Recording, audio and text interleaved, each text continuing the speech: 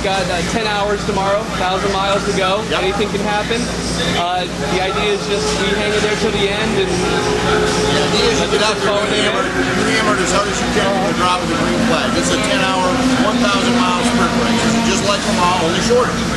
So you go out there, you hit it as hard as you can hit it, baby. Don't hit anything, don't break anything, keep it on the racetrack, good things will happen. Well, let's talk about the cars.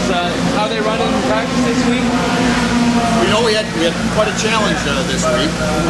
We had a meeting with the ACO about 3 weeks ago, and based on some concerns by competitors, we had to move from our direct injected engines to naturally injected engines, normally injected.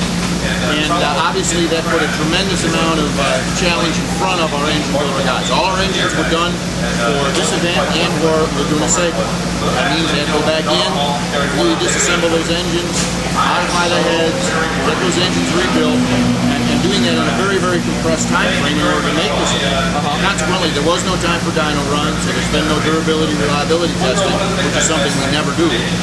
And obviously engine calibration is critical, especially on a racetrack like this, and we had no chance to do that. So we're doing all the dyno stuff on the racetrack here.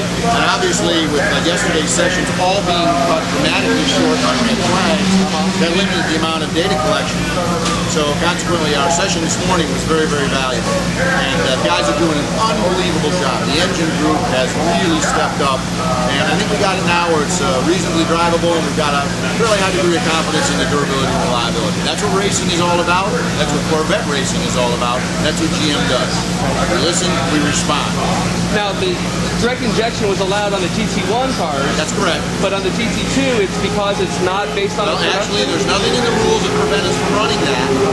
However, we had a waiver to run the 6-liter version for the rest of this year. Like I said, it was concerns on behalf of the sanctioning body and the competitors. And so we honored that. I mean, we're gentlemen, we're racers, and we do what's necessary to make sure that the series and every competitor thrives and has a good opportunity to win. So if it's good for the group, it's good for us.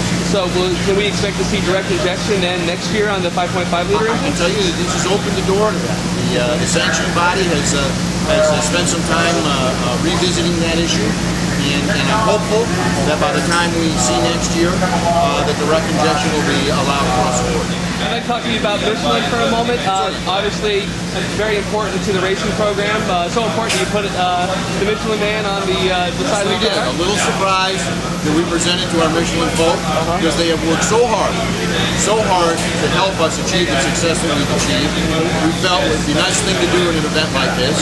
And it kind of coincides with the introduction of their OEM replacement tires now available for all C5 and C6 cars.